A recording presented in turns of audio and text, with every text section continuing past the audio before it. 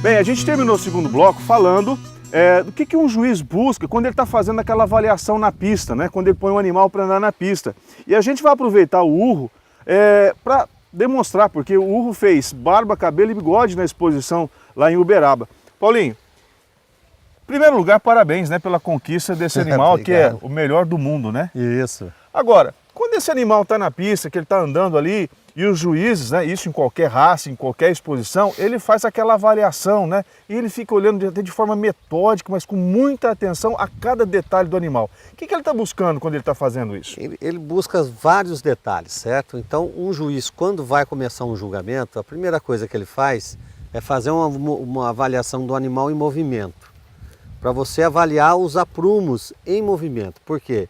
Um animal, para fazer um enxerto, para cobrir, para sobreviver, para pastar, precisa ser um animal que tenha os aprumos corretos, porque ele vai conseguir se movimentar bem. Ele não é um animal estático. Entendi. Ele tem que andar. Entendi. E a hora que tem que andar, ele tem que ter os aprumos corretos. É como um jogador de futebol precisa ter resistência, precisa ter todos os aprumos corretos, senão ele não joga a bola. Ele não precisa parecer, ele tem que ser, né? Tem que ser. Então, primeira avaliação que a gente faz, a avaliação dos aprumos em movimento. Então a gente olha ele andando de frente, de lado, e avaliamos qual a posição dos aprumos. Certo. Depois dele em movimento, a gente para. Na hora que para, a gente começa a analisar. A primeira coisa, mantemos a avaliação nos aprumos. Aí a gente olha o aprumo dianteiro e o aprumo traseiro. Ah, mas como que ele tem que estar? Ele tem que ter um aprumo correto, Cláudio. O que é um aprumo correto? A hora que você olha de lado ele aqui, a gente tem uma linha imaginária que ele sai do pé da paleta junto com o cupim e desce certinho. Certo. Certo? A perna tem que ter aquela pequena angulação que é o movimento que o boi tem no jarrete. Certo. Depois a gente faz uma avaliação dele de frente, para ver se ele tem abertura de peito, ele tem os aprumos dianteiros abertos, a mão ele pisa largo, certo? Depois nós fazemos uma avaliação dele no aprumo traseiro, como também ele tem que ter um posicionamento de aprumo traseiro batendo com o da frente. Eles têm que estar alinhados. Certo. Bom, você avaliou o problema de aprumo, nós vamos passar para as partes raciais. Ok. Então na parte racial o que envolve? Formato de crânio, que no caso do tabapuã tem que ser ogival. Certo. Formato de orelha, Ok. que ela tem que ser de tamanho médio, com a leve reentrância na borda inferior. Uhum. Depois nós vamos para a pelagem. Ele tem que ter os cílios pretos, os olhos pretos, espelho nasal preto, casco preto, vassoura da cauda preta. Aí nós vamos para a pelagem. Ele tem que ser branco com a pele escura, para poder refletir calor. Ah, porque esse macho tem a frente um pouco mais esfumaçada, escura, digamos. esfumaçada. Por quê? Isso já é uma característica sexual masculina. É como se a gente tivesse que ter pelo no peito, entendi. barba. Certo. Tá? Depois que você analisou essa parte racial, o animal está dentro de um padrão racial, aí você vem avaliar a parte de desenvolvimento do animal. Então você vem na cara dele, um animal para ganhar peso ele precisa ter a boca larga, ele precisa abocanhar bastante capim na boca. Então ele tem que ter o chanfro curto e a boca larga. Entendi. Aí ele tem que ter uma abertura de peito grande, porque ele tem que ter o pulmão largo, o estômago largo, para caber mais comida, então, e respirar bem. Bom, então a gente já começou a avaliar o que ele vai ter de funcionalidade. Outro aspecto, a gente tem que analisar ele de lado, ele tem que ter uma proporção.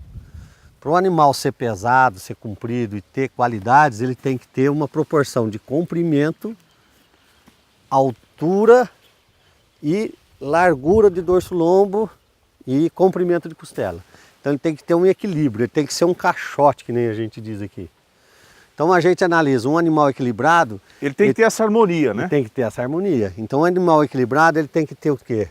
A costela basicamente do mesmo tamanho do vazio substernal. Até o chão. Isso, então é 50-50 que é o ideal. Ok. O animal tem que ter um comprimento para as peças serem maiores. Então ele sai da ponta da paleta e ele tem que ser comprido. Certo.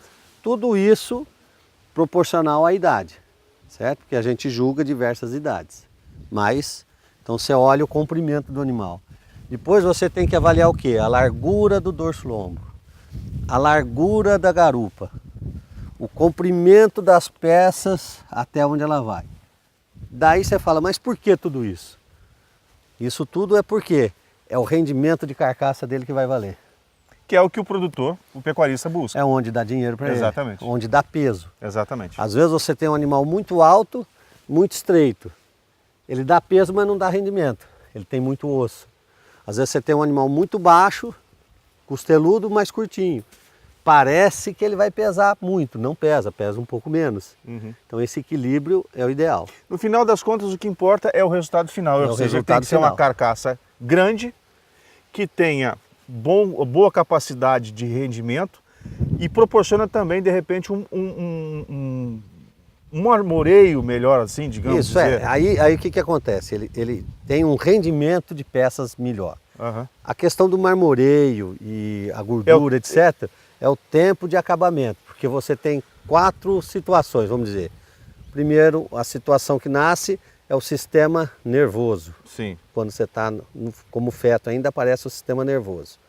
Aí o bezerrinho cresce o músculo, o osso, tudo, formou o bezerrinho, ele nasceu. Primeira coisa que se desenvolve, toda a sua energia vai para o seu crescimento, então vai para a parte óssea. A hora que você para de crescer, você começa a criar musculatura. E a hora que você para de vez, que ele depõe gordura. Então a deposição de gordura nos animais é a última fase. São essas 4 fases. Certo? Então, o que é o ideal? Um animal que chegue ao ponto de abate, que tenha crescido o suficiente, que tenha as peças pesadas, que tenha as características de rendimento boa e que tenha um acabamento de gordura ideal. Então nós precisamos que isso seja o mais rápido possível. Então nós procuramos um animal equilibrado para que ele chegue o mais rápido possível a isso. Certo? E num sistema de pasto, que é o que temos hoje no Brasil. Então a gente trabalha pensando no sistema de pasto. Claro que existem os confinamentos, que adianta, só que aí outro detalhe. Para o acabamento, né? Isso. Então todo animal que é bom de pasto é bom de coxo. Ele não adianta falar, não, um animal que engorda no pasto, no coxo então é muito mais rápido. Certo? Porque ele não vai ter que andar, ele vai ter um processo mais rápido, né, de alimentação. Depois que o juiz avaliou tudo isso, ele vai avaliar as peças dos animais. Quer dizer, ele não pode ter mais frente do que traseiro. Ele não pode ser, que nem a gente chama leonino. Ele tem muita frente e pouco traseiro. Ele tem que ser proporcional. Proporcional, porque senão as carnes de primeira estão lá. Certo. Aqui nós temos as carnes mais valorizadas e aqui as que são menos valorizadas no mercado. Mas isso não quer dizer que o boi seja de segunda, de primeira, não. O boi tem que ser de primeira, de como um todo. Senão você não consegue fazer. Exatamente. De segunda é tudo de segunda. Exatamente. O boi de primeira tem alguma coisinha. E a questão de carne, é claro, tudo uma questão de saber fazer. Claro. Né? Claro. Se você souber a fazer uma sopa bem feita, você vai usar o músculo. Exatamente. Você não vai usar a picanha para fazer uma sopa bem feita. Talvez a picanha estraga a sopa. É verdade. Né? Porque você vai fazer ali e faz errado. Bom, já deu para perceber que realmente se trata de um animal excepcional, de uma raça fabulosa, né? O que ela tem é um animal precoce. As fêmeas têm uma aptidão, né, materna muito grande. E o grande detalhe é que tudo isso, gente, se trata de uma raça genuinamente brasileira, criada aqui. Na nossa região. Na nossa região. E ao longo de toda essa trajetória, muita pesquisa, um trabalho árduo, porque nós estamos falando de um trabalho que começou lá em 1940, 42 e que termina aqui, né? Essa fase, não que ela termina, mas ela veio até hoje. E é uma raça que tem um valor muito grande. Ela vem de encontro às necessidades do pecuarista. E é uma raça que fez muita história, mas vai continuar fazendo. Graças ao quê? Ao trabalho, à dedicação, o investimento que é feito, principalmente aqui nesse berço, o berço da raça Tabapuã, a fazenda Água Milagrosa, hoje comandada aí pelo Grupo Junqueira Rodas. Paulinho, olha, muito obrigado por receber a gente aqui. A gente teve aí um terceiro bloco um pouquinho maior do que normalmente a gente tem no programa, mas é muita informação, as informações são essenciais para que você possa compreender o valor dessa raça. Obrigado, parceiro. Obrigado, Cláudio.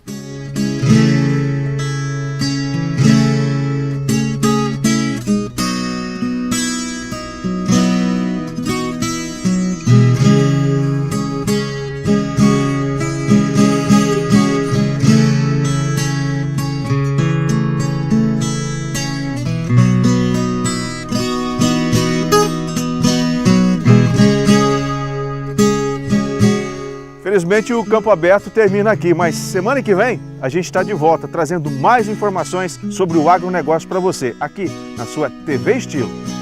Até domingo.